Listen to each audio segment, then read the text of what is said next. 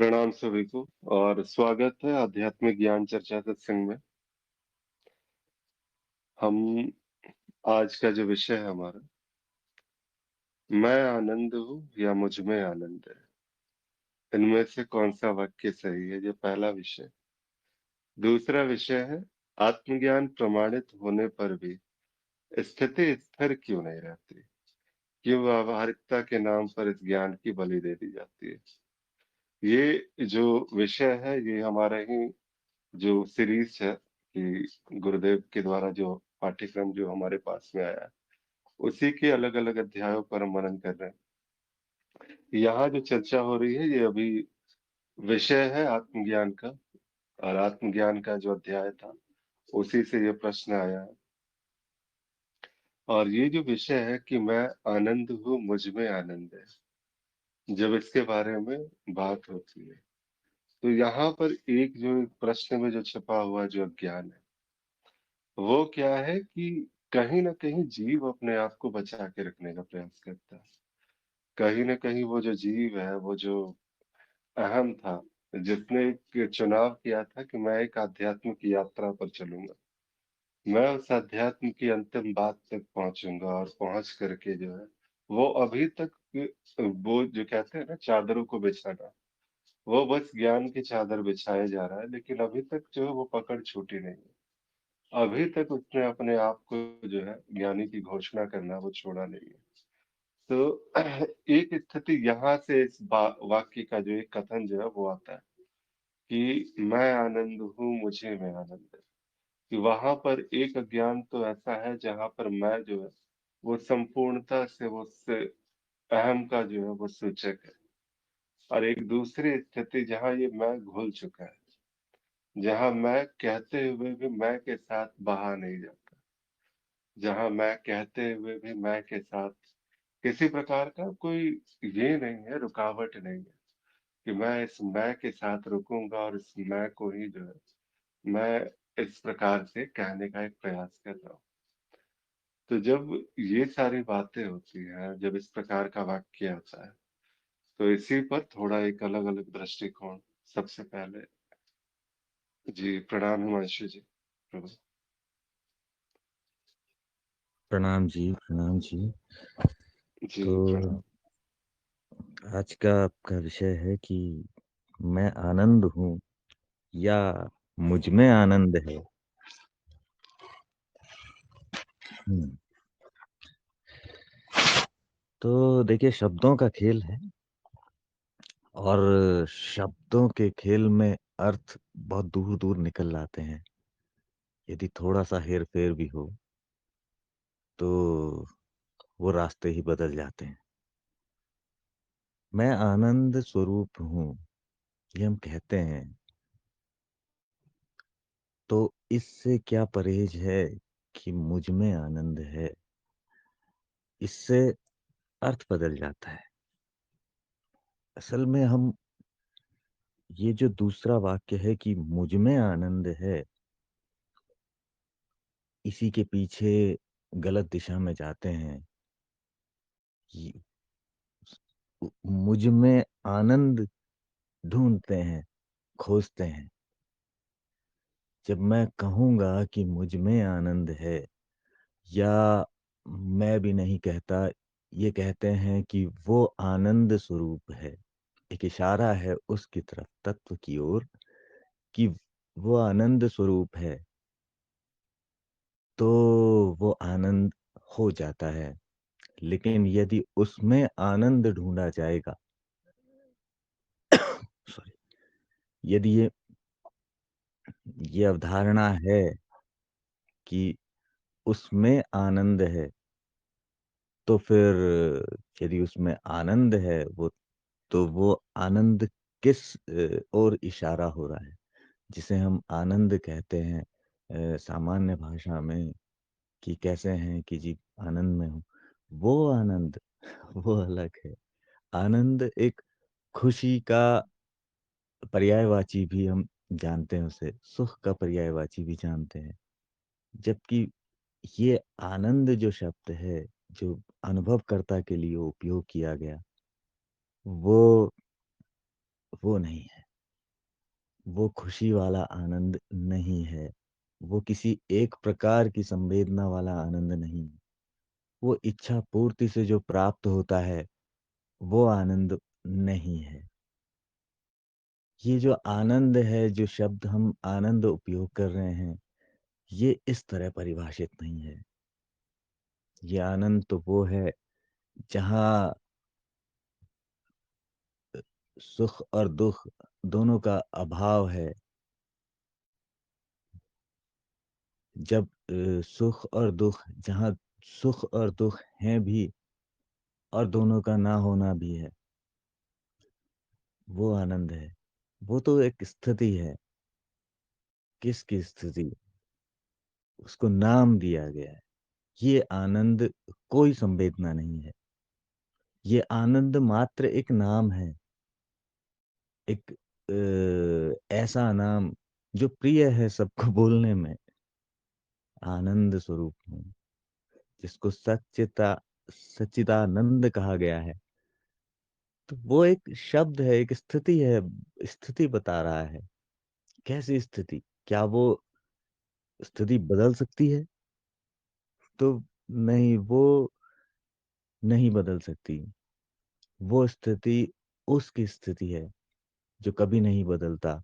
उसको परिभाषित करने का एक प्रयास है, शब्दों में ढालने का एक प्रयास है स्वयं की स्थिति को, उस सत्य स्वरूप को, जो सत्य है, जो अपरिवर्तनशील है, उसको शब्दों में बताने का प्रयास है ये आनंद। अन्यथा वो आनंद जैसा हम सांसारिक कहते हैं, जैसा हम संसार में उपयोग करते हैं आनंद शब्द का, वह ऐसा कोई आनंद नहीं है। तो यदि उसमें आनंद ढूंढा जा रहा है कि उसमें आनंद है, तो उसमें आनंद की विपरीत अवस्था भी होगी। जब उसमें कुछ ढूंढा जा रहा है, उसमें सुख ढूंढा जा रहा है, तो जहाँ सुख होगा वहाँ दुख भी होगा, क्योंकि उसका दूसरा पहलू भी वहाँ उपलब्ध होगा, उसका दूसरा ध्रुव भी वहाँ पर उपलब्ध होगा। तो उस मुझ में आनंद मैं यदि मुझ में आनंद होता है, तो मुझ में आनंद की विपरीत अवस्था भी होगी फिर। और यदि मैं आनंद हूँ, तो ये मेरा ये प्रयास है मुझे परिभाषित करने का आनंद से। तो उसे आनंद से परिभाषित कीजिए, उसे साक्षी से परिभाषित कीजिए, उसे दृष्टा से परिभाषित कीजिए।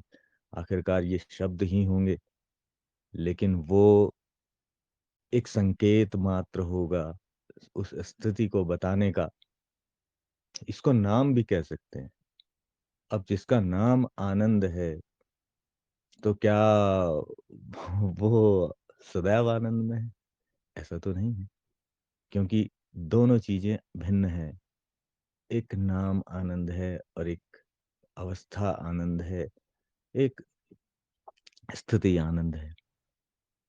तो इस तरह से मैं समझ पाता हूँ इसे कि मैं आनंद हूँ, ये सही है। लेकिन वो आनंद क्या है, इसको परिभाषित करना आवश्यक है।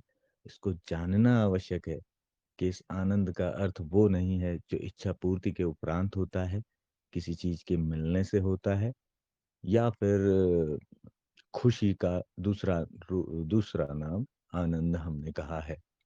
ऐसा नहीं है। तो इसलिए इस आनंद को समझना आवश्यक है कि ये कौन सी स्थिति है। तो यदि ये ऐसा समझा गया है, तो तब वो कह सकता है कि हाँ, मैं आनंद हूँ। लेकिन मैं आनंद में हूँ या मुझ में आनंद है, अब अर्थ बदल जाते हैं। अब अर्थ बदल जाते हैं, क्योंकि अब आनंद की परिभाषा बदल दी गई है। तो ये कहना उचित प्रतीत नहीं होता। जी आदिसत्य जी।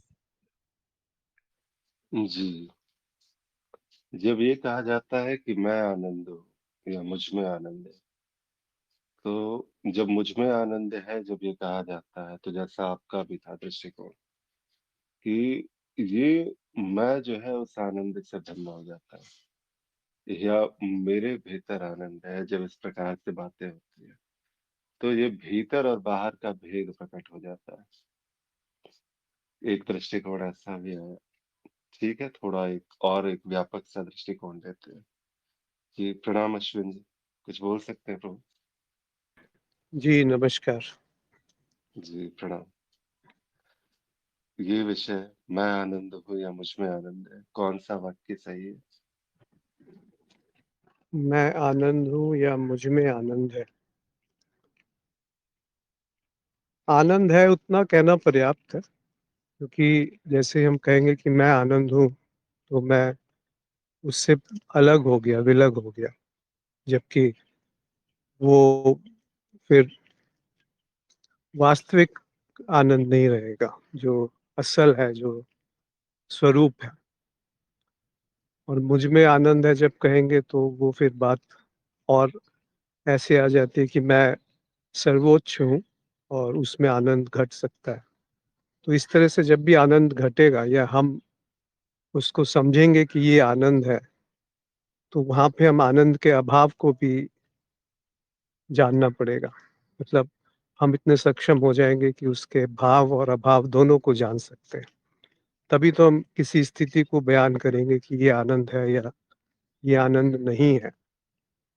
और यदि वो वही है जो स्वरूप है, तो वहाँ पे कोई आनंद को जानने वाला विशेष नहीं रहना चाहिए या नहीं रहता है कि ये कहा जा सके कि ये आनंद है। तो आनंद में मैं घटता है और आनंद में मैं विलुप्त हो जाता है।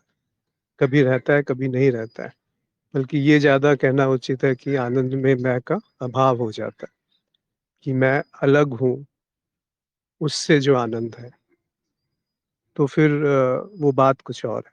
फिर उस तरफ यदि दृष्टि है, उस तरफ यदि रुख है, तो वहाँ पे बस आनंद मात्र शेष रह सकता है। ऐसा कुछ कहा जा सकता है इस बारे में। जी। जी अश्विन जी, इसी में जैसे जब कहते हैं ना कि अब वो बात हो गई, जब मैं जो है वो घुल गया है, मैं और आनंद जो है अब यहाँ पर कोई अलग बात नहीं है। अब उस मौन से जो एक तरंग है जो अभिव्यक्त होती है कि मैं आनंद हूँ, या फिर एक अभिव्यक्ति जो ये भी कह देती है कि मुझे में आनंद है, तो क्या यहाँ पर भी जो है किसी प्रकार का विभाजन है? वो बात अभी तक बनी नहीं। अगर सिर्फ उस मौन की अभिव्यक्ति के रूप में अगर ये शब्द आ रहा है, ये वाक्य आ रहा है, तो यहाँ पर मौन की जो अभिव्यक्ति है या शांति की जो अभिव्यक्ति है, उसी को तो हम आनंद की अभिव्यक्ति कहते हैं। जब हम कहते हैं कि ये मौन से वक्तव्य आ रहा है कि मैं आनंद हूँ या मुझ में आनंद है, तो ये भी तो थोड़ा-सा इसमें अधूरापन है। एक अभिव्यक्ति अवश्य अवश्य है, पर उसपे वो नहीं है जो वास्तविकता है आनंद की, जो असल है। क्योंकि वहाँ पर जानने वाला मौजूद है जो इसका बयान कर रहा है या इसको वो अभिव्यक्त कर रहा है कि ये कहीं से आ रही है जिसको मैं जान रहा हूँ, जिसे हम कहते हैं कि वो मौन है या शांति। कौन है जो वहाँ पे ये कहने के लिए बच गया, ये मौन है या शांति है या आनंद है। तो थोड़ा-सा उसमें ये शब्दों की सीमा भी कह सकते हैं या एक बाध्यता कह सकते हैं कि अभिव्यक्ति में वो पूर्ण बात नहीं हो सकती। जी। जी, यानी कि शब्द की का बंधन वहां पर भी है। ये जो है कि शब्दों में अभिव्यक्त होना, सही शब्दों का चुनाव अवश्य होना चाहिए। वो बंधन जो है वो शब्द का, परिभाषा का वहां पर भी बना रहेगा किसी प्रकार का। एक अंतिम अगर बात होती है तो हाँ, इसमें ऐसे भी कह सकते हैं कि शब्द ही कहीं बंधन ना बन जाए, कि शब्दों से जो जी बयान हो रहा है वो बात ही सत्य है इस तरह का कोई बंधन या निष्कर्ष निर्मित ना हो जाए। इसलिए ये बार-बार आगाह किया जाता है कि भई छोड़ दो उसको, जो जाना है उसको छोड़ दो। तो जो जानने वाला है वो छूट गया वहाँ पर। और ये दोनों एक साथ विसर्जित होना आवश्यक है। अन्यथा हम एक निष्कर्ष पे आकर के उस तरफ गति करने का जो प्रयास होता है, वहाँ पर वो एक भ्रम पैदा हो सकता है कि कुछ विकास करने जैसा है या किसी का विकास हो रहा है। जी। जी, जी, बिल्कुल। बहुत अच्छी तरीके से आपने भी बताया। यहाँ पर वही वाला गीत एक याद आता है कि हाथ से छू के इसे रिश्तों का इल्ज़ाम ना दो, प्यार को प्यार ही रहने दो, कोई नाम ना दो। बस वही चीज़ है कि ये आनंद है तो बस आनंद है। अब यहाँ पर वो अभिव्यक्तियाँ ठीक है, वो कहते हैं ना कि जब अनंत अभिव्यक्तियाँ हैं, सारा का सारा जब ज्ञान है, अज्ञान है, सब कुछ जब वहाँ पर उस आनंद की धारा से जब सारी की सारी अभिव्यक्तियाँ हो रही हैं, तो बिना निष्कर्ष के, बिना किसी चुनाव के अगर वो अभिव्यक्ति है, तो यहाँ पर वो फिर जो है वहाँ पर वो बात और ये फिर सिद्ध करने का जो है कि मेरी बात जो कही गई है वो सही है, ये भी बात गलत है। यहाँ पर किसी को सिद्ध नहीं करना, कोई वाक्य सिद्ध नहीं करना, किसी अभिव्यक्ति को प्रमाणित नहीं करना। बस वो अभिव्यक्ति एक अभिव्यक्त हो गई, बस वो बात कह दी गई, वो आई गई सी हो गई। जैसे सारी बातें होती है वैसे ही एक बात ये भी है। वास्तविक यहाँ पर वो आनंद ही है और वो सदा से है, उसी जो है धरा पर वो सदा से व्याप्त है। सिर्फ इतना ही कहा जा सकता है। और बहुत अच्छे तरीके से हिमांशु जी ने भी बताया, अश्विन जी ने भी इस बात को पूर्ण किया। अगर इस पहले जो है विषय पे अगर किसी को अपने भाव व्यक्त करने हो तो अवश्य कर सकते हैं। ठीक है, तो फिर अगले विषय की ओर चलते हैं यहाँ पे। आज की चर्चा का जो अगला विषय है, प्रणाम आदि आज शत्रु जी। जी प्रणाम प्रणाम प्रभु, कहिए प्रभु। जी, सबको प्रणाम। मैं आनंद हूं या मुझ में आनंद है, इसके पहले ये जानना जरूरी है कि आनंद क्या है और क्या आनंद जाना जा सकता है। अगर आनंद जाना जा सके तो आनंद और आनंद को जानने वाला और दो हो जाते हैं। आनंद को जाना नहीं जा सकता और आनंद कोई स्थिति भी नहीं होता है। उसको अज्ञेयता कहना भी उस पे लांछन लगाना हो जाता है। आनंद मतलब क्या, जैसे क्या कुछ शब्द तो कहा जाता है लेकिन ये भी उसको पूरी तरह से व्याख्या नहीं कर, व्याख्या का इशारा मात्र से है, समझ लीजिए कि जब एक ऐसी स्थिति जहां पे अपने होने का भी भाव न रहे, जहां पे कुछ न रहे, कोई इच्छा नहीं, कोई चाहत नहीं, मैं हूं कि नहीं हूं, क्या हूं, कुछ नहीं, एक होनापन बस। उसको जबान से कह नहीं सकते, अभिव्यक्त नहीं किया जा सकता वो, लेकिन ये मिलता सभी को है, सब इसमें ही है और हमेशा इसमें ही रहता है। ये कोई परिस्थिति नहीं है, कोई स्थिति नहीं है, कोई भाव नहीं है, यहाँ पे सब भी नहीं है, बस है, एक होना मात्र। वे कहने का नहीं है, एक शब्द नहीं है इसको बताने के लिए। अगर ये कहते हैं कि मैं आनंद हूं या मुझ में आनंद है, ये दोनों ही वाक्य सही नहीं है, क्योंकि ये वाक्य है। अब शास्त्रों की भी मर्यादा है, गुरु की भी मर्यादा है, कि कहना पड़ता है कि तुम आनंद स्वरूप हो, ये हुआ जाता है बस, हुआ नहीं जाता है ही ऐसा ही, बस इतना ही है।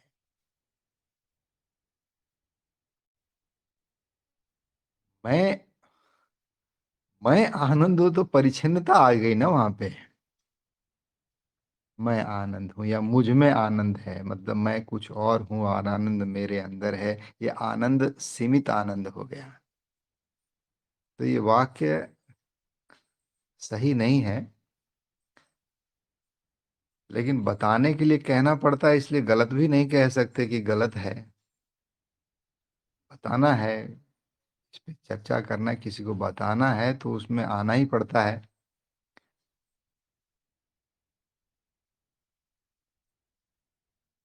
जी, ये दूसरा बात वाला भी। ये बात जी जी। जी नहीं, ये बात व्यक्ति कह रहा है या आनंद की अभिव्यक्ति हो रही है, जो अभी कहा गया जितना भी? नहीं, आनंद अभिव्यक्त नहीं होता है और व्यक्ति होता नहीं है, क्या कहेंगे इसको? बड़ी दुविधा में आप फंसाते हो। एक तरफ आप व्यक्ति को भी नहीं रहने देते हैं, दूसरी तरफ आनंद को भी नकार देते हैं। क्या देखिए, बताए, वो स्थिति ऐसी ही है वहां पे, इसीलिए कहा जाता है अनिर्वचनीय, अज्ञेय, क्या कहेंगे उसको? जी, इसीलिए तो कहा ना कि बस प्यार को प्यार ही रहने दो, कोई नाम न दो। जहां नाम दिया वहां से नाम देने वाला और नाम जिसको स्वीकारने वाला वो अलग हो जाता है। जब इसको एक चीज है कि जब यहाँ पर इस प्रकार की चर्चा होती है, बातें होती है, तो एक बार वही चीज है कि उस ये सारी की सारी जो चर्चा है, सारी की सारी बातें हैं, कहीं ना कहीं द्वैत में ही हो रही है। और द्वैत में जब चर्चाएं होती है तो द्वैत की ही शब्दावलियों का प्रयोग होता है, द्वैत की ही परिभाषाओं के साथ में उसको जो है परिभाषित करने का प्रयास होता है। और जब ऐसा होता है कि द्वैत से ही सारा का सारा है, तो द्वैत का कोई भी शब्द, कोई भी उदाहरण, कोई भी वाक्य उस अद्वैत के बारे में जब बात होती है, तो उस आनंद को परिभाषित नहीं कर सकता, उस आनंद को अभिव्यक्त नहीं कर सकता। उस आनंद में बस कहते हैं ना कि मौन में बस एक पत्थर मारने वाली, शोर करने वाली बात होती है, हर परिभाषा, हर शब्द, हर वाक्य। लेकिन चर्चा है और एक, क्योंकि चर्चा ना हो तो ये भी एक माध्यम बनता है कहीं ना कहीं। जब ये चर्चा लोगों तक पहुंचती है, जब हमारे ही बीच में जब हम सभी सुनते हैं चर्चाओं को, तो बिल्कुल एक मनन जो है वो उस गहरे स्तर को जो है वो वहां पर जाने का प्रयास करता है। बुद्धि जो बार बार संघर्ष कर रही है, संघर्ष त्यागने का एक जो उस और जो छलांग की बात होती है, तो इसी तरीके की चर्चाओं से वो संभव भी हो पाता है। तो इसीलिए बस द्वैत में ही चर्चा हो रही है तो द्वैत के ही शब्द करते हैं। अगर चर्चा के लिए अगर कहा जाए तो बिल्कुल वही बात है, निष्कर्ष नहीं है। मैं आनंद हूँ, यहाँ पे निष्कर्ष नहीं है। मुझ में आनंद है, ये भी एक निष्कर्ष का विषय नहीं है कि बिल्कुल निष्कर्षों से रहित बस आनंद को आनंद ही बस रहने दिया जाए कि आनंद है। और आनंद भी एक शब्द, चूंकि इसको एक बहना है, साक्षी, दृष्टा, अनुभव करता, कभी अस्तित्व तो कभी ब्रह्म तो कभी आनंद तो कभी प्रेम। तो इसीलिए वो बस अनंत अभिव्यक्तियों में से एक शब्द जो जहां पर जो सबसे यहाँ पर आनंद के साथ में बहा जा रहा है, सिर्फ इतना ही कहा जा रहा है। ठीक है भीष्म जी, अगले प्रश्न पे आप अपने भाव रख सकते हैं, या इस भाव पे अगर कुछ कहना हो तो कह सकते हैं। नहीं, बस हो गया। ये दूसरा, ठीक है, वो अगला जो आत्म विषय है। जी, आत्मज्ञान प्रमाणित होने पर भी स्थिति स्थिर क्यों नहीं रहती? बड़ा सिंपल है, क्योंकि वो स्थिति है ना। स्थिति स्थिर होने के लिए होती ही नहीं है, क्योंकि स्थिति है।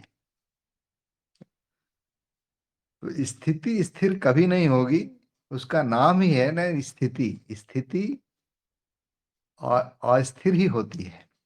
क्यों व्यवहारिकता के नाम पर इस ज्ञान की बलि दे दी जाती है?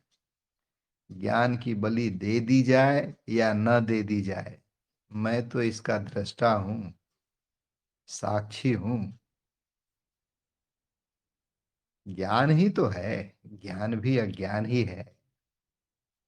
दे दो बलि, और बलि देना ही है एक दिन।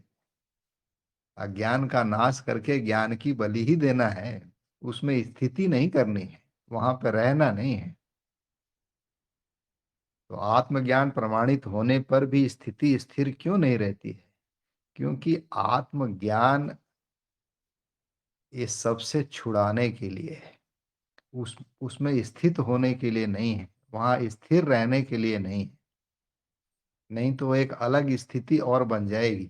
ऑलरेडी इतनी बनी हुई है, बड़ी मुश्किल से तो छूटी, ये छोड़ के एक और पकड़ लिए। प्रमाणित हो गया मतलब विसर्जन कर दो उसका, जान लिए खत्म करो उसको।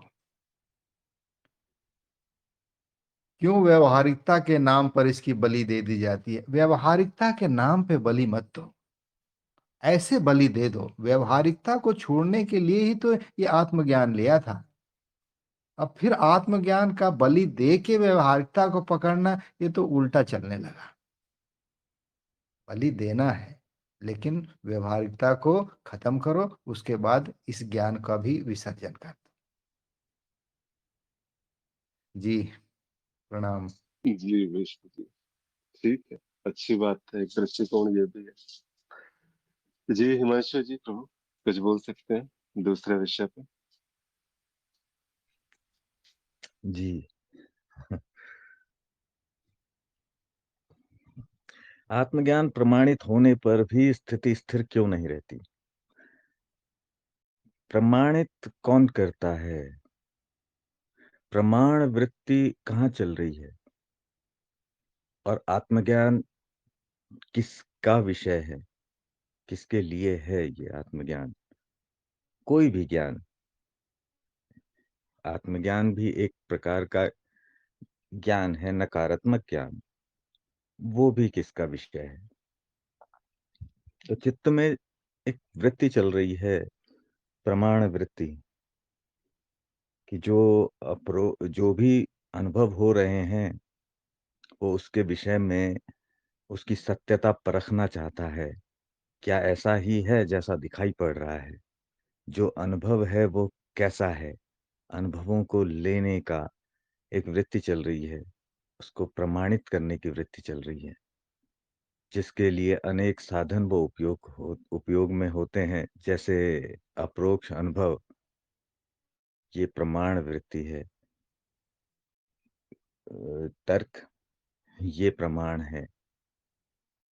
तो ये जो वृत्ति चल रही है, प्रमाण की वृत्ति, ये इससे प्रमाणित होता है आत्मज्ञान, कि मैं कोई अनुभव नहीं, मैं कोई बदलने वाला, कोई भी परिवर्तनशील वस्तु नहीं, मैं ये नहीं। जो नेति नेति हो रही है, इससे प्रमाणित हो रहा है। तो कौन प्रमाणित कर रहा है? चित्त।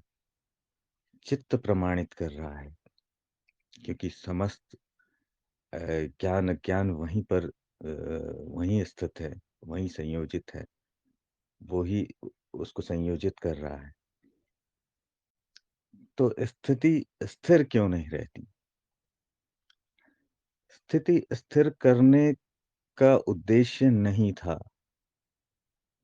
स्थिति को स्थिर करना उसका स्वभाव नहीं है। उसका स्वभाव है, चित्त का स्वभाव है बदलना। चित्त का स्वभाव है उसे उस विकास क्रम में आगे बढ़ना, ऊपरी परतों में गति करना, ये चित्त का स्वभाव है। वृत्तीय गति उसकी है। तो वो स्थिर नहीं होगा, वो स्थिर नहीं होगा। वो प्रमाणित करेगा और कुछ अनुभव ढूंढेगा, फिर उसे प्रमाणित करेगा। ये उसका काम है, ये उसकी वो है। स्थिति स्थिर किसकी चाहते हैं? क्या चित्त की स्थिति स्थिर हो जाए? स्थिर नहीं होगी, वो आगे बढ़ जाएगा। आत्मज्ञान प्रमाणित करेगा, उसके पश्चात आगे बढ़ जाएगा। अब चित्त का इस पर इस आत्मज्ञान का चित्त पर कुछ प्रभाव होगा। कोई भी ज्ञान जब चित्त प्रमाणित करता है, तो क्या वो उस पर स्थिर हो जाता है? नहीं होता। चित्त का काम है आगे बढ़ना। उस उस ज्ञान को प्रमाणित करने के उपरांत वो और आगे बढ़ेगा। वो कहीं नहीं उसका वो ये जो आत्मज्ञान है, उसमें यही तो जानता है वो चित्त। चित्त भी यही जानता है कि चित्त मिथ्या है। वो स्वयं की मिथ्या से ही तो परिचित होता है। वो स्वयं को सत्य सिद्ध नहीं कर पाता। चित्त स्वयं सत्य प्रमाणित नहीं होता। स्वयं मिथ्या ही प्रमाणित होता है। स्थितियां मिथ्या प्रमाणित होती हैं। तो वो स्थिति स्थिर कैसे हो सकती है? स्थिति स्थिर नहीं होगी। हाँ, वो ज्ञान का प्रभाव, उस अज्ञान के नाश का प्रभाव उस चित्त पर दिखाई पड़ेगा। व्यवहारिकता के नाम पर ज्ञान की बलि दे दी जाती है, जैसा कि अगला भाग है। तो वो हर उस वृत्ति की बलि देगा जो उसके लिए उस क्षण अनावश्यक होगी, क्योंकि चित्त मूल वृत्ति उसमें रक्षण, भक्षण, प्रजनन ये चल रही है। मूलतः रक्षण ही है, क्योंकि भक्षण और प्रजनन भी रक्षण ही है एक प्रकार का। तो रक्षण की वृत्ति उसमें चल रही है। तो इसको बचाने के लिए, वो रचना स्वयं को बचाने के लिए हर उस वृत्ति की, हर उस ज्ञान की बलि देगी जो उस समय अनावश्यक है। आत्मज्ञान एक सीढ़ी के रूप में उपयोग हुआ है उसके लिए। उस चित्त में आत्मज्ञान एक पायदान के रूप में उसने उपयोग किया है, लेकिन आगे बढ़ जाएगा। और जब आवश्यकता होगी तो रक्षण होगा। फिर आत्मज्ञान नहीं होगा। फिर ये मिथ्या जानकर, चित्त स्वयं को मिथ्या जानकर नष्ट नहीं होने देगा, क्योंकि उस पर आपका किसी का बस नहीं है। उस पर उस उस पर तो मूल वृत्ति कार्य चलेगी ही, रक्षण की वृत्ति चलेगी ही।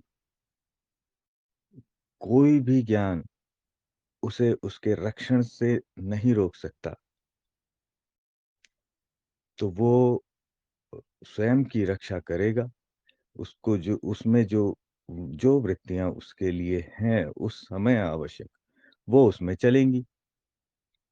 लेकिन ये नहीं, ये हम कह सकते हैं कि आत्मज्ञान का प्रभाव उस पर रहेगा, क्योंकि वो उस स्थिति से, आत्मज्ञान की स्थिति से ऊपर उठ चुका है। तो इस तरह से हम मनन इस पर कर सकते हैं कि क्यों नहीं रहती, स्थिर क्यों नहीं रहती है, और कौन ये चाहता है कि स्थिर रहे। वही चित्त चाह रहा है कि स्थिति स्थिर रहे, क्योंकि वहां पर उसे शायद कुछ ऐसा प्रतीत हुआ है कुछ क्षण के लिए कि हाँ, यहाँ तो आनंद है, यहाँ तो सभी कष्टों से मुक्ति है। चित्त यहाँ पर इस ज्ञान में क्या देखता है? आत्मज्ञान क्यों से पसंद है? क्योंकि यहाँ पर भी उसका उसका हित उसे दिखाई दिखाई देता है। इस आत्मज्ञान में यहाँ पर उसे भाग दौड़ से बचत हो रही है। उसको अन्य सारे कठिनाइयां उसकी समाप्त हो रही हैं। इसलिए अन्यथा क्या रस है चित्त को ज्ञान में, आध्यात्म में क्या रस है चित्त को? क्योंकि उसका लाभ है यहाँ पर, ये देखा जा सकता है। क्यों ये चित्त आत्मज्ञान की ओर जाता है, या आत्मज्ञान को स्मरण करने का पुनः पुनः स्मरण करने का और उस स्थिति में रहने का प्रयास भी क्यों इसके लिए इस पर आरोपित है? क्योंकि इससे इसका लाभ है, चित्त का लाभ है। लेकिन अब उस लाभ के लिए क्या वो अपनी मूल वृत्तियां त्याग देगा? तो ऐसा संभव नहीं प्रतीत होता। तो उस समय वो ज्ञान की भी बलि देगा, जब आवश्यक होगा उस रचना के अस्तित्व के लिए। क्योंकि यदि रचना आगे नहीं बढ़ेगी विकास क्रम में, तो वो समाप्त हो जाएगी। ये चित्त जानता है कि यदि वो प्रगति के पथ पर आगे नहीं बढ़ेगा, तो वो समाप्ति की ओर जाएगा। ये माया उसे रहने नहीं देगी। तो ये आवश्यक हो जाता है कि जहाँ जहाँ उसे व्यावहारिकता, जहाँ उसे जहाँ उसे अपने अपनी रक्षा करनी है, वहां पर रक्षा ही होगी। वहां पर आत्मज्ञान उसके काम नहीं है। तो वहां पर बलि ज्ञान की ही दी जाएगी, अपनी बलि वो नहीं देगा। जी। जी आदि सत्य जी। जी, बहुत अच्छी बात है कि अपनी बलि नहीं देगा, वो ज्ञान की ही देगा। सबसे सत्य चीज तो वैसे वैसे भी है कि दे दो इसकी बलि। ठीक है। तो ऐसे में चर्चा को आगे बढ़ाते हैं। जी निशिगंधा जी, अवाणी जी, आप लोग कुछ कहना चाहते हैं इस भाव पे? अभी जो प्रश्न है।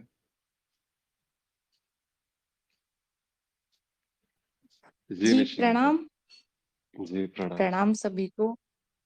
अभी जो हिमांशु जी कह रहे थे ना, बिल्कुल सही है। मुझे तो आद्य शंकराचार्य जी का जो उदाहरण है ना, तो वही याद आ गया। ज्ञान होने के उपरांत भी किसी एक ने उनकी परीक्षा ली। जैसे वो बनारस में छोटी छोटी गलियां होती है, तो इतनी छोटी गली और एक हाथी दौड़ाया, तो वो कुछ नहीं कर पाए, बस दौड़ना पड़ा उनको। और जब वो दौड़े, बाहर निकले, हाथी अपने रास्ते से चला गया। तो किसी ने उनको पूछा कि आप दौड़े क्यों? अगर सब सब एकता ही है, दूसरा कुछ है नहीं, तो आप और हाथी तो एक ही है ना, तो आप भागे क्यों? तो उन्होंने बहुत सुंदर जवाब दिया। वो बोले कि हाथी भी मिथ्या, मेरी देह भी मिथ्या, और जो मैं दौड़ा वह भी मिथ्या, सब एक ही है। अब देखिए, लेकिन जो व्यावहारिकता है, तो व्यावहारिकता में हमेशा द्वैत बना ही रहेगा। अगर द्वैत में मतलब माया में रहना है, तो द्वैत के स्तर पर ही विचार होना चाहिए।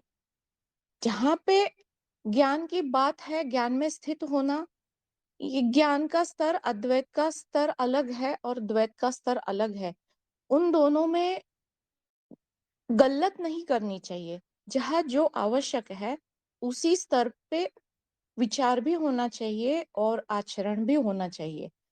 तभी वो उम, क्या क्या उसको बोलेंगे, वाइज वाइज डिसीजन, या फिर क्या क्या बोलेंगे उसको, अम, उसी में शहानपट्टी है, ऐसे बोलते हैं ना। तो इस प्रकार से कुछ है कि जो जहाँ चाहिए, बस वो वहां चाहिए।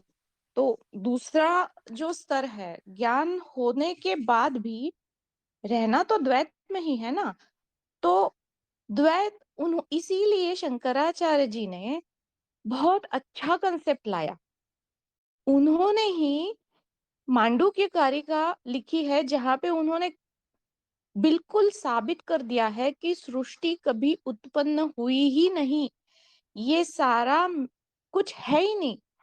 लेकिन फिर भी जो सामान्य जन हम जी रहे हैं, तो वहां पे द्वैत आवश्यक है, लेकिन उसको बस मिथ्या, ये जो शब्द है ना, ये आद्य शंकराचार्य जी की कृपा है। क्योंकि अनुभूति में आ रहा है सब कुछ। हम अ, दुख से आहत हो रहे हैं, सुख से उछल कूद सब कुछ हो रहा है, सारी भावनाएं हो रही है, बस। लेकिन इसको प्रतीति मात्र मानो, मिथ्या मानो, उसमें सत्यता भाव ना रखो। गीता में भी वही बता रहे हैं ना भगवान। शीतोष्ण समदुखेषु समसंग विवर्जिता। संग किसी का भी मत करो, दोनों के संग को त्याग दो, या फिर असंग रहकर इस माया में हम अगर जिएंगे तो ये जो बीच वाली जो सम है, सुख और दुख के बीच की, यश और अपयश के बीच की, पाप और पुण्य के बीच की, तो इसको अगर हम पकड़ पाए तो वही तो अद्वैत है, क्योंकि वही पृष्ठभूमि है और सब कुछ उसी में भासित हो रहा है। और ये जो पहला प्रश्न है ना कि मैं आनंद हूं या मुझ में आनंद है, आनंद तो मेरा स्वरूप है, तो अलग से जो आनंद मुझ में है, तो यहाँ पे द्वैत का ही एक विचार आ रहा है कि मतलब सागर है और सागर के भीतर सागर है। इस प्रकार से पूछा जा रहा है प्रश्न, तो बस ये घुमाने के लिए मुझे लग रहा है, क्योंकि जो पानी है उसको बाहर से एक बूंद लाके देंगे तो कोई अलग चीज तो है नहीं, बस एक ही है। बस दो बर्तन दिख रहे हैं इसलिए द्वैत दिख रहा है, वरना तत्व तो वही है। हालांकि हाँ, हम माया में उसको जब सुख की अनुभूति करते हैं तो हम गलत कर जाते हैं कि कहीं वो आनंद तो नहीं है। ये बात हाँ ठीक है, ये तो मान सकते हैं।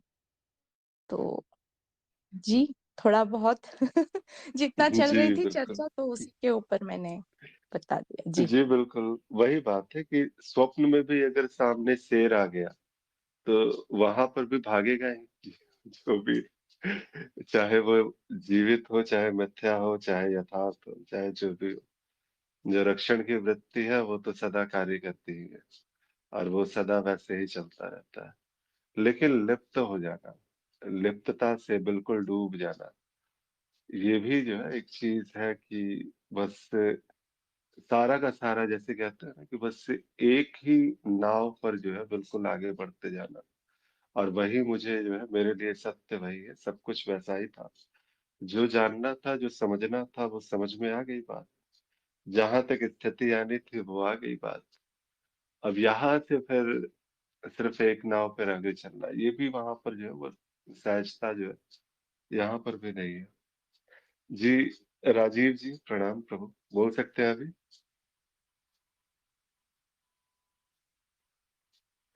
काफी दिनों के बाद आया जी आप।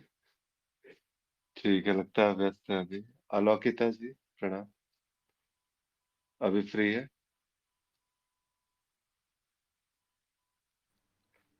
जी जी, प्रणाम। प्रणाम सभी को। मेरी आवाज आ रही है? हाँ बिल्कुल आ रही है, ये दूसरा विषय जो है आज का, जी, इसके जी। ऊपर। बाकी तो सभी ने बोला हुआ है। मैं बस थोड़ा-सा यही कहूँगी कि आत्मज्ञान के बाद भी क्या चीज़ बदलेगी? सिर्फ दृष्टि बदल जाएगी। और दृष्टि कैसे बदलती है कि जो विषय है ना, आपका जो दूसरा विषय है, प्रश्न को पढ़ें दोबारा प्लीज़ एक बार। मैं तेज आवाज में नहीं बोल सकती, थोड़ा-सा कोई घर पे है। जी बिल्कुल। आत्मज्ञान प्रमाणित होने पर भी स्थिति स्थिर क्यों नहीं रहती? स्थिति क्यों व्यवहार, जी। क्यों व्यवहारिकता के नाम पर इस ज्ञान की बलि दे दी जाती है? यही। देखिए, मुझे बिल्कुल नहीं लगता कि व्यावहारिकता के नाम पे ज्ञान की बलि, जिसको आत्मज्ञान हुआ है, वो बलि नहीं दी जाती, बल्कि वही व्यावहारिक जीवन सुंदर हो जाता है। और प्रमाणित होने के बाद भी जो ये मिथ्या जीवन है, जो स्वप्न की भांति चल रहा है, क्या आप इस स्वप्न को तोड़ सकते हो खुद? नहीं तोड़ सकते। ये स्वप्न जो जीवन की कुछ आयु ये दी गई है, ये जो कि तू ऐसे ही चलती रहेगी। तो इसमें ज्ञान के बाद तो इसी व्यवहारिक जीवन को और सुंदरता से जिया जाता है।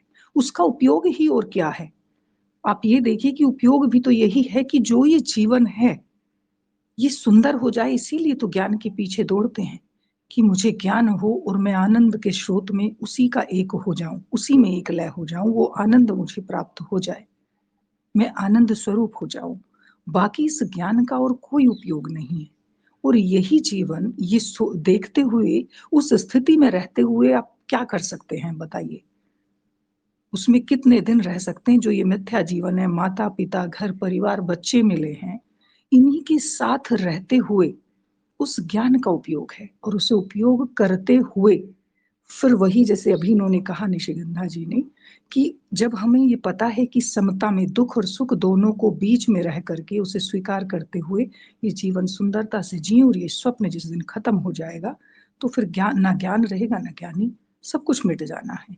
तो बस इस जीवन को सुंदर बनाने के लिए हमें स्वीकार भाव में रहना है और स्वीकार भाव में रहना है कि सुख और दुख के बीच में अपना जीवन जीना है। तो फिर स्थिति कोई फर्क नहीं पड़ता कि हम किस स्थिति में हैं। फिर समता में हैं और हमने स्वीकार कर रखा है, तो फिर ये जीवन और ज्ञानपूर्ण तरीके से सुंदर हो जाएगा। व्यवहार में सबको पता है कि ज्ञान मार्गी तो बहुत अच्छे से नाटक करना जानता है, अभिनय तो करते ही हैं।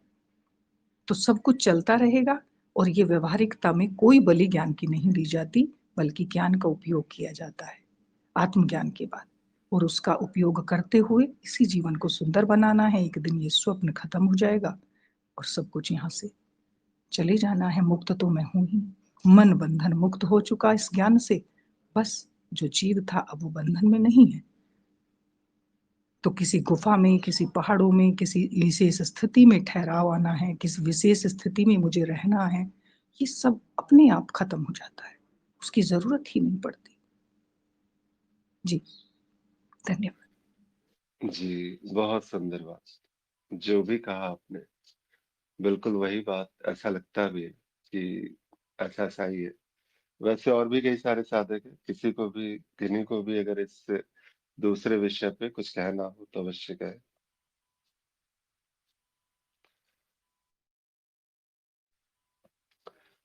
ठीक है, तो जैसा कि विषय था आज का, दूसरा विषय हमारा, आत्मज्ञान प्रमाणित होने पर भी स्थिति स्थिर क्यों नहीं रहती। सबसे पहली बात कि जिसने प्रमाणित करने का जो प्रपंच किया और वो अभी तक बचा हुआ है, वो अभी तक ये घोषणा कर रहा है कि मेरे लिए आत्मज्ञान तो प्रमाणित हो चुका है। बिल्कुल अभी वही स्थिति है कि आत्मज्ञान का जो नेति नेति था, मैंने बिल्कुल सत्यापन कर लिया, प्रमाण पा लिया, सारी की सारी जो है। तो वहां पर वो भी एक जो स्थिति थी कि एक सांसारिक स्थिति, वहां से निकल के उसने आध्यात्मिक मार्ग का चुनाव किया। उस मार्ग पर नेति नेति द्वारा वो एक जो नई बात थी, उसके लिए वो सारा का सारा उसने प्रमाण पाया। लेकिन अभी तक जिसकी बात कहते हैं ना कि अज्ञान का नाश होना, ज्ञान क्या है, वास्तविकता से अज्ञान का नाश है। वो अभी तक जो है उस अज्ञान की छाप जो है, उस मैं पने की जो छाप है, वो वहां पर अभी बनी हुई है। क्योंकि रक्षण की वृत्ति चल रही है, जीव अपने आप को बचाने का प्रयास कर रहा है। और जब तक वो प्रयास कर रहा है जीव, जब तक वो इस प्रकार से सारा का सारा प्रपंच रच रहा है स्वयं को बचाने का, तो वहां पर जो है ये वृत्ति ही जो है वो बार बार उससे लेकर के भी आती है। बोलती है, "हाँ, ठीक है, प्रमाण पा लिए, सब कुछ पा लिए, लेकिन संसार है, संसार की जो तुम्हारा कार्य था वो तो नहीं छूटा, वो तुम्हारा संसार तो नहीं छूटा, सब कुछ यथावत है, सब कुछ बिल्कुल वैसे ही चल रहा है। तो क्यों नहीं जो है तुम संसार में आकर के बिल्कुल उसी प्रकार से करते हो।" तो यहाँ पर बिल्कुल वही चीज लगता है कि जैसे कहा गया कि हाथी पीछे भागे, स्वप्न में चेर आ जाए, या किसी भी प्रकार की स्थितियों में, तो वहां पर ऐसा लगता है कि जो रक्षण की वृत्ति है, तो वहां पर बिल्कुल ज्ञान का बलिदान, वो सब कुछ वहां पर हो जाएगा। लेकिन एक सामान्य सी व्यवहारिकता, जो व्यवहारिकता जो सदा से रही थी, जिस व्यवहारिकता में लिप्तता जो है वो सदा से बनी हुई थी, ये प्रमाणित होने के बाद वो लिप्तता नहीं रहती। वो जो बात है कि बिल्कुल मेरे लिए ये संसार सत्य, मेरे लिए व्यवहार सत्य, मेरे लिए वो परिवार सत्य है। अब यहाँ पर बस वो एक नाटकीय मंचन से ज्यादा कुछ नहीं रह जाता। सारा का सारा चल रहा है, सब कुछ खेल है, यथावत है, लेकिन वहां पर लिप्तता नहीं है। सारी बातें कही जा रही हैं, हर प्रकार की अभिव्यक्तियां हो रही है वहां पर, लेकिन उन अभिव्यक्तियों में कोई निष्कर्ष नहीं है, कोई वैसा जोर नहीं है कि बिल्कुल ऐसा ही होना चाहिए। तो ये सारा का सारा जब कहते हैं कि आत्मज्ञान प्रमाणित हुआ, तो प्रमाणित होने के बाद भी अगर वहां पर कोई कहने वाला है जो अभी ये कह रहा है कि मेरे लिए आत्मज्ञान प्रमाणित हुआ, तो उसी की स्थिति भी आएगी, उसी की स्थितियां बदलेंगी भी। और ये प्रमाणित जैसे कहते हैं गुरुदेव की बीजारोपण तो हो चुका है।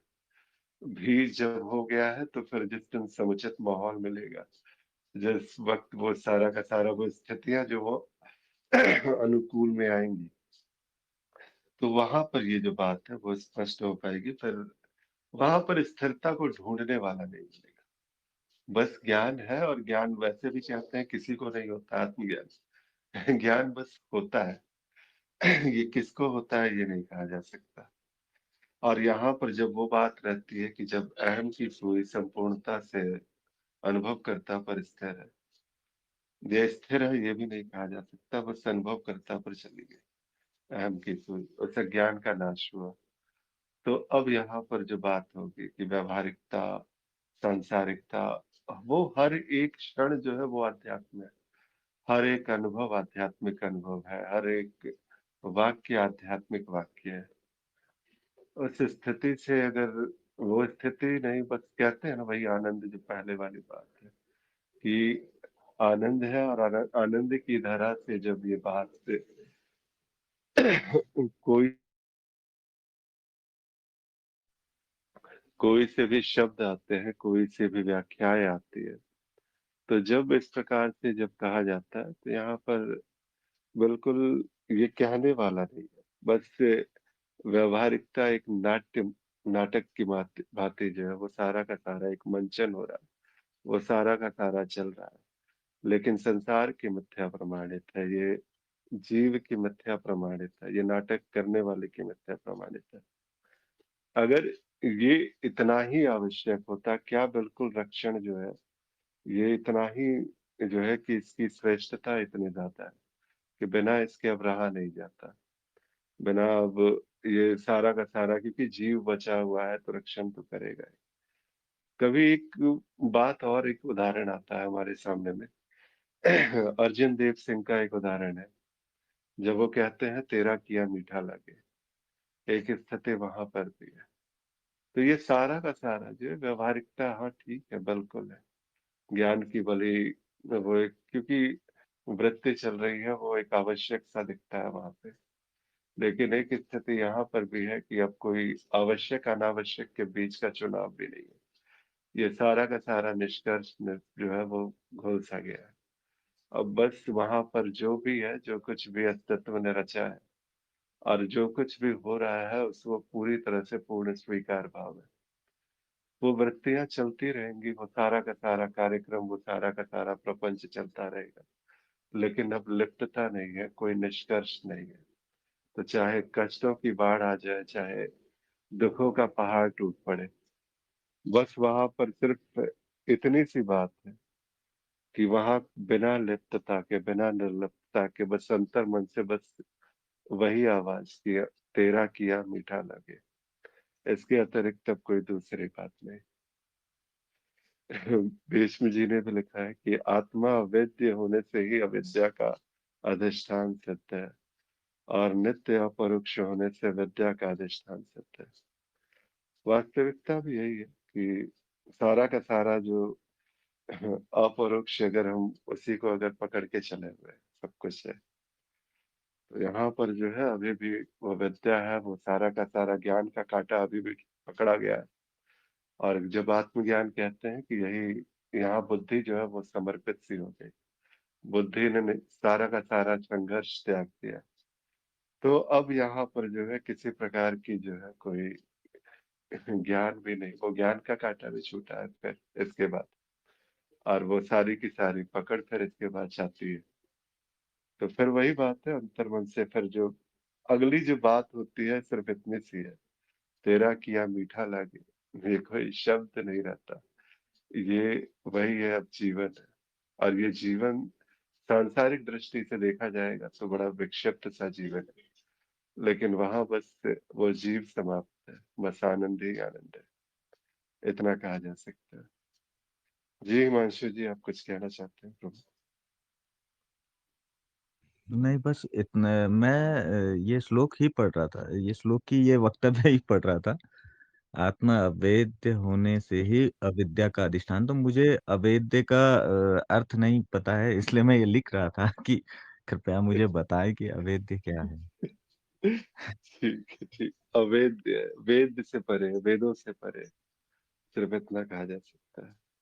चलिए, चलिए ठीक है। अभी आज का जो चला, हमारी चर्चा हुई, जो विषय रखे गए, इस पर अगर किन्हीं को कुछ भाव व्यक्त करने हो या कोई प्रश्न उठाना हो तो अवश्य उठा सकते हैं। कुछ भाव कहना हो तो अवश्य कह सकते हैं।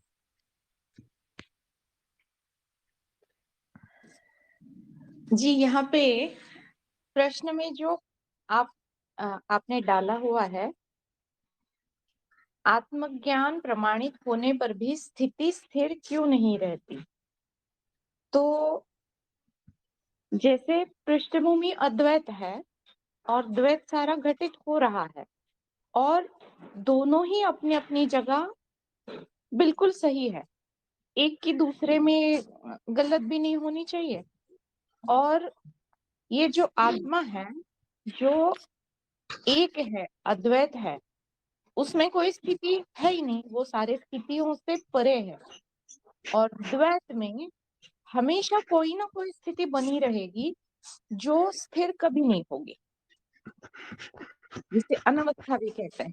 कोई अवस्था एक कि कि भाई यही है अवस्था, जैसे जागृत है, स्वप्न है, सुषुप्ति है। जागृति में हम या तो बैठ रहे हैं, या तो उठ रहे हैं, चल रहे हैं, खा रहे हैं, पी रहे हैं। कोई ना कोई अवस्था नित्य निरंतर बदलती रहेगी।